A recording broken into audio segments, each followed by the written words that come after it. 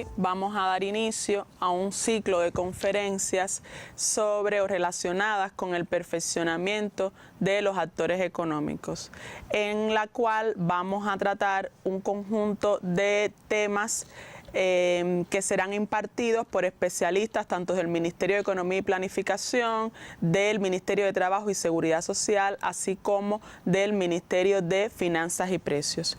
Los temas que vamos a tratar son, tal y como aparecen en pantalla, características y funcionamiento de las cooperativas no agropecuarias, características y funcionamiento de las micro, pequeñas y medianas empresas, proceso de solicitud y creación de las cooperativas no agropecuarias y de las micro, pequeñas y medianas empresas, perfeccionamiento del trabajo por cuenta propia y sistema tributario de los actores económicos.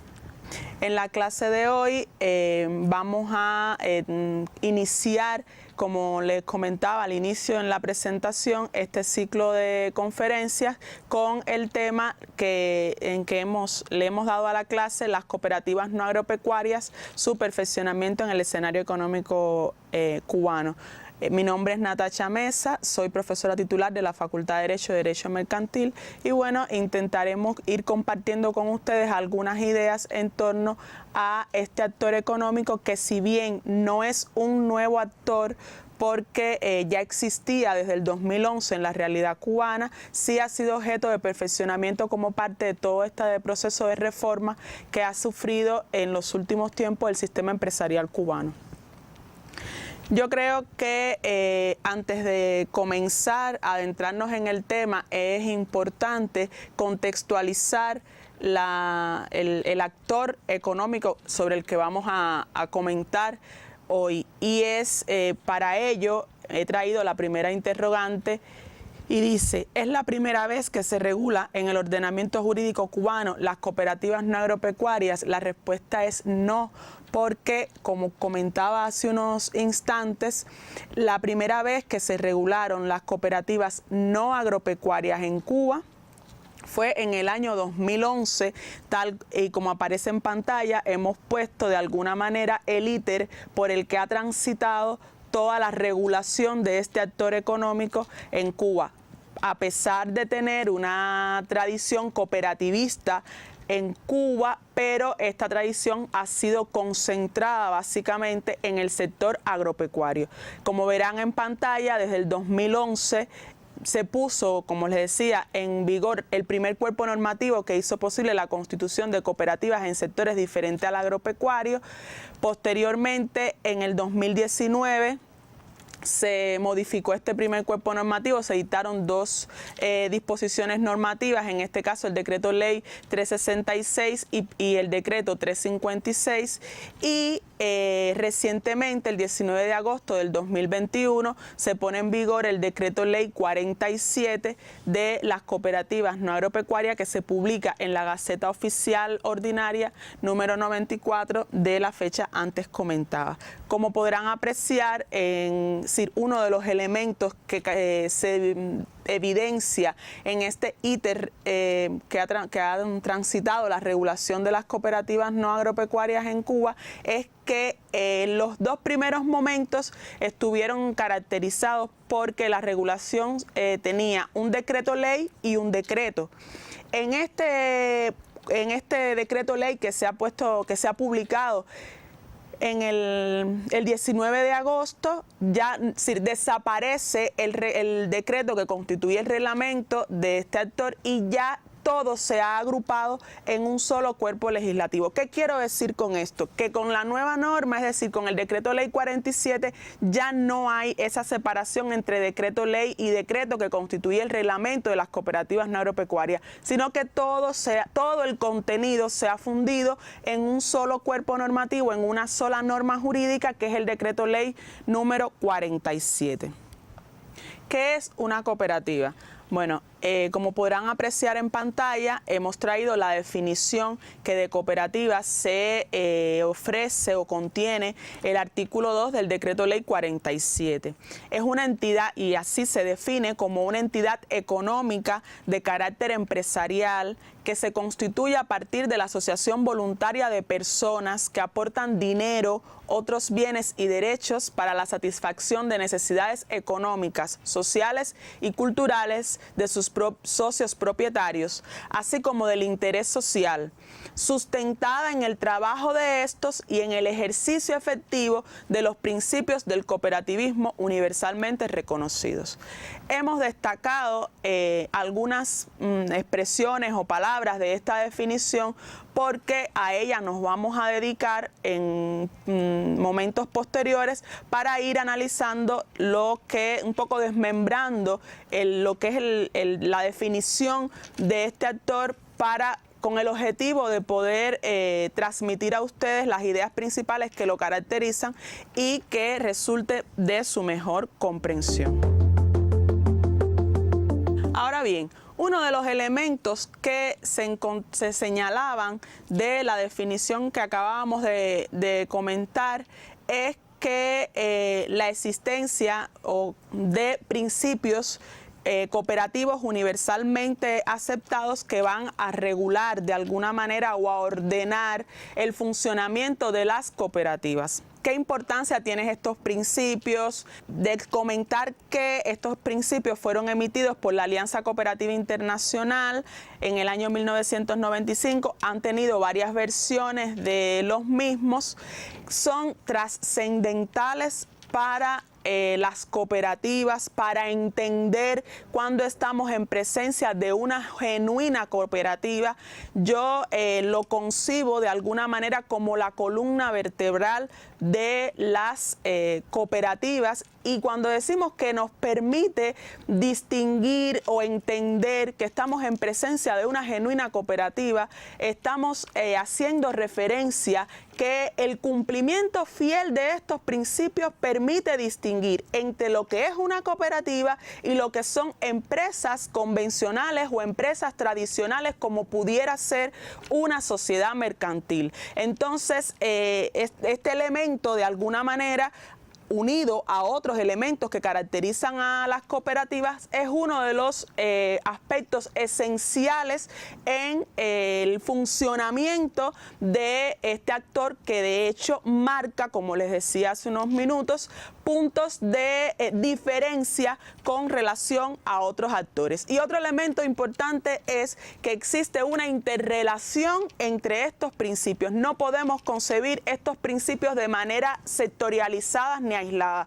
Todo lo contrario, estos principios todos están relacionados entre sí. En las diapositivas siguientes vamos a tener la oportunidad de ver cuáles son estos principios.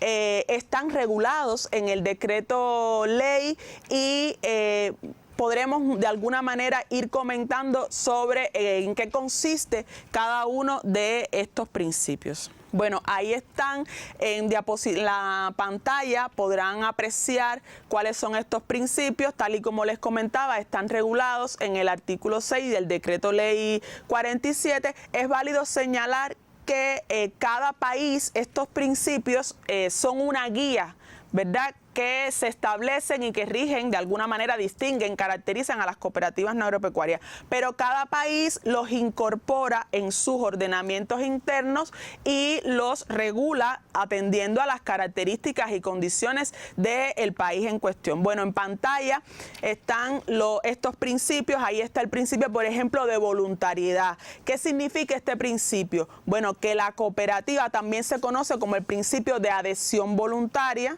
Significa que la cooperativa es una entidad, un ente, una empresa donde los socios pueden entrar y salir cuando lo estimen conveniente. Es decir, no hay límites para la entrada o la salida de los socios, salvo algunos requisitos que las legislaciones en ese sentido establecen. Cooperación y ayuda mutua entre los socios también es otro de los principios que reconoce nuestra legislación, principios cooperativos, que en este sentido significa un poco que destaca el carácter social y la solidaridad que debe haber o que debe caracterizar a los socios y a la cooperativa propiamente dicha. Autonomía y sostenibilidad económica significa que la cooperativa, al ser una entidad económica, es independiente, tiene autonomía, responde con su patrimonio de las obligaciones que contraiga frente a terceros, y al ser autónoma, pues por tanto tiene toda la posibilidad de elegir con quién contrata y cuáles son las bases sobre las cuales va a contratar. Disciplina cooperativista también es otro de los principios que regula nuestro ordenamiento jurídico en materia de cooperativa. El otro principio es la responsabilidad social, que esto es un principio que, si bien había comentado anteriormente que tiene que existir una interrelación entre todos los principios y que no existe tampoco una preponderancia entre uno y otro, yo creo que esto es un principio que de alguna manera refuerza el carácter social, solidario de este actor económico, en el sentido que la cooperativa tiene que tener como principio, vuelvo e insisto, un interés no solo por sus por sus socios, discúlpenme, por sus familiares, sino también por la comunidad donde está enclavada. En las legislaciones anteriores que regulaban el cooperativismo agropecuario en Cuba se reconocía como interés por la comunidad. Bueno, en este sentido yo considero que deberíamos hacernos una pregunta, ¿no? Bueno, ¿cómo hacer efectivo esta responsabilidad social? De manera que no figure en los documentos constitutivos de la cooperativa puramente como un formalismo. Y una de las acciones que pudiera realizarse es teniendo en cuenta que la cooperativa tiene su domicilio ubicado en una localidad, en una comunidad, lo que debiera hacerse en este sentido es establecer relaciones de coordinación o de comunicación con la comunidad, de manera que puedan identificarse cuáles son las necesidades de ese territorio y poder contribuir de manera efectiva con y de alguna manera cumplir con este principio real y que no solo sea un formalismo. Yo creo que también esto es el tema de la responsabilidad social, más allá que es un requisito, un principio del cooperativismo, también debiera ser una política de alguna manera o acciones que deben realizar el resto de los actores económicos en la comunidad donde se encuentran enclavadas. Quedan dos principios, que es el principio de colaboración y cooperación entre cooperativas y entidades, que yo creo que es claro en el sentido de que permite, o la cooperativa no debe actuar o estar insertada en el sistema empresarial de manera aislada, sino que tiene que establecer relaciones de cooperación y ayuda, de alguna manera de colaboración con otras cooperativas y así también con otras entes o entidades que integran el sistema empresarial. Y por último, y no menos importante, es el principio de educación y formación. Es un principio de alguna manera también trascendental de las cooperativas. ¿Por qué? Porque como vamos a ver a continuación, una de las características que distingue a las cooperativas es que son autogestionadas. ¿Qué significa que sean autogestionadas? Significa que la cooperativa la dirigen, la conducen sus socios. Bien, la conducen sus socios y por tanto para poderla conducir en función de alcanzar el objeto social requieren ¿qué cosa? Estar capacitados, tener un conocimiento, una formación que le permita dirigir, guiar a la cooperativa por el mejor camino en función de alcanzar ese objeto social que se ha propuesto. En pantalla, ¿cuáles son las características que tienen este actor? Primero, es una persona jurídica, ya sobre eso habíamos comentado que la definición que se da de ella en el decreto ley, el término que utiliza es entidad económica, es una asociación de personas, no de capitales, y esto es importante y vamos a ver también que esto es una característica que de alguna manera también se concatena con otras características. ¿Por qué razón? Porque la cooperativa se sustenta sobre la base del trabajo de sus socios. Por tanto, es trascendental para la figura, la persona, es trascendental para la figura, el socio, cosa que no sucede en las sociedades mercantiles, como vamos a ver o tendrán la oportunidad de ver en una de las conferencias posteriores que se va a dedicar a estudiar, a conversar o reflexionar en torno a las micro, pequeñas y medianas empresas que adoptan la forma de sociedad de responsabilidad limitada. Es abierta y precisamente este carácter abierto está relacionado con el principio de la voluntariedad, que significa que los socios pueden entrar y salir de las cooperativas cuando lo entiendan. Siempre se requiere de un acuerdo de la Junta General de Socios, que es el órgano asambleario de la cooperativa, para aprobar la entrada o salida de este socio. No existe límite máximo al número de socios ni al capital. Esta característica está relacionada también con el principio de la voluntariedad. No existe un límite máximo, no hay un tope para integrar la cooperativa. Existe un mínimo y el mínimo es de 3 socios. Se crea para la satisfacción de necesidades comunes de todos los socios.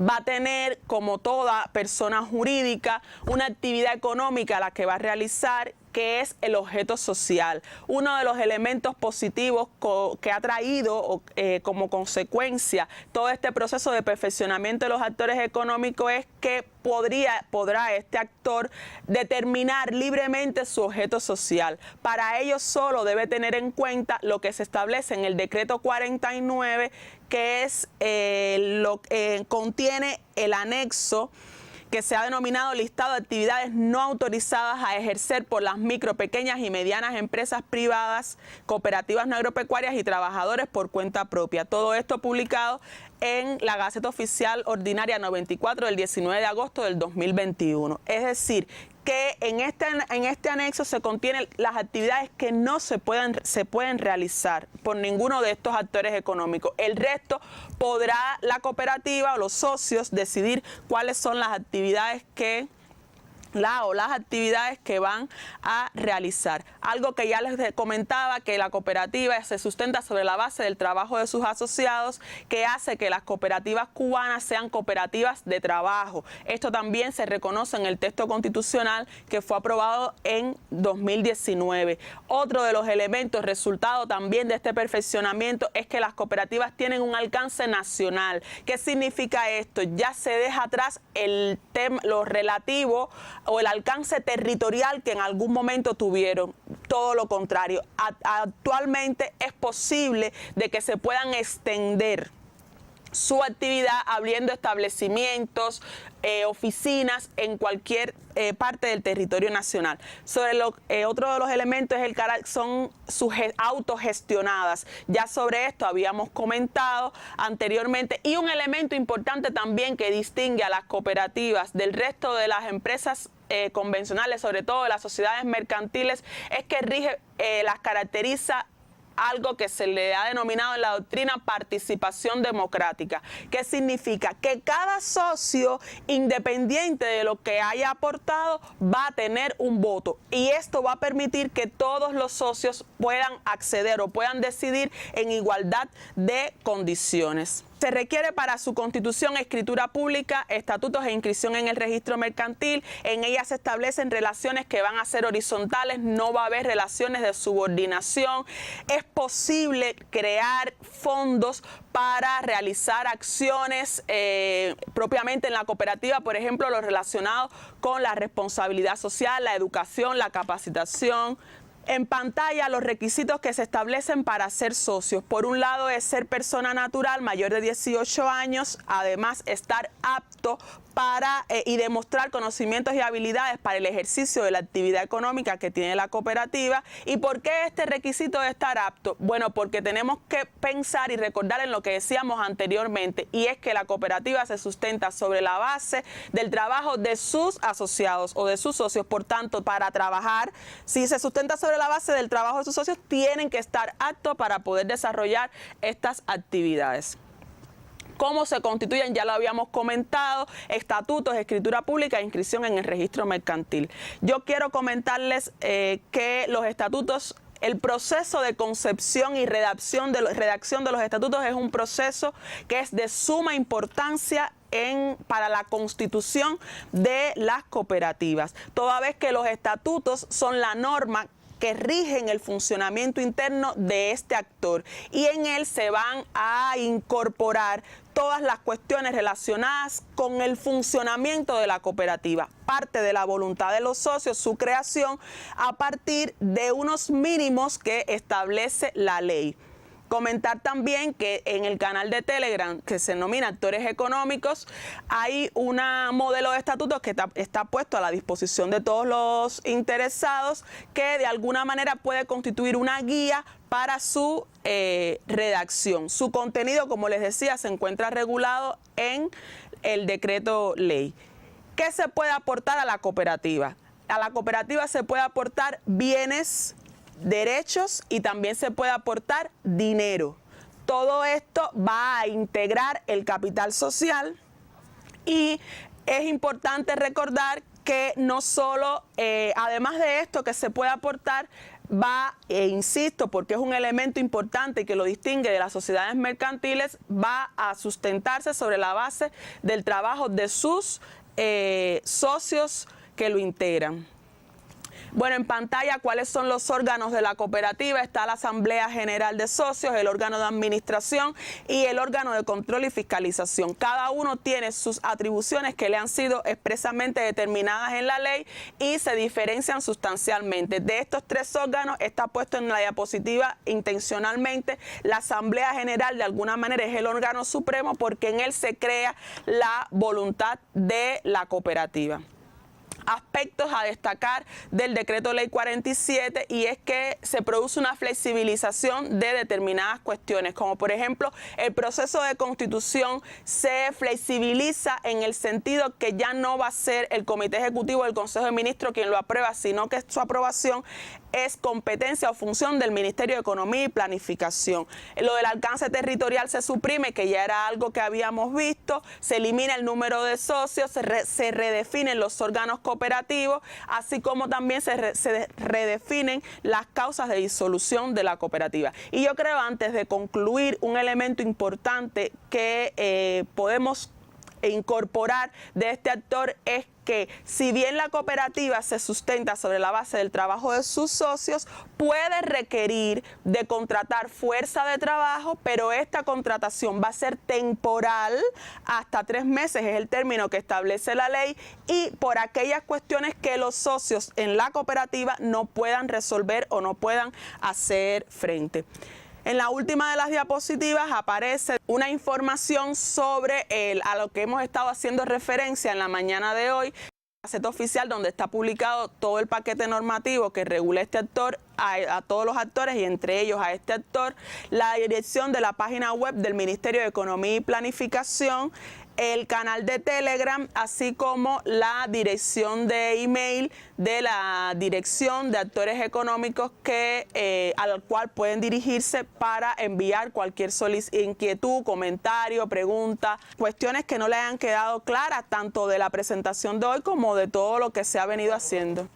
En la próxima conferencia, que se va a tener por tema las micro, pequeñas y medianas empresas, ustedes podrán de alguna manera quizás comprender mejor las diferencias de este actor con respecto a las micro, pequeñas y medianas empresas, porque estas adoptan una forma societaria, transita por características diferentes, por un régimen jurídico diferente, y si bien son 2 personas jurídicas, pero vuelvo y repito, con características distintas que a partir de la puesta en vigor de la norma, pues van a coexistir ambas en el ordenamiento jurídico cubano. Y yo creo también que es importante la próxima clase, porque va a permitir que cada uno de los interesados puedan elegir o decidir a partir de las características que tiene cada uno de estos actores,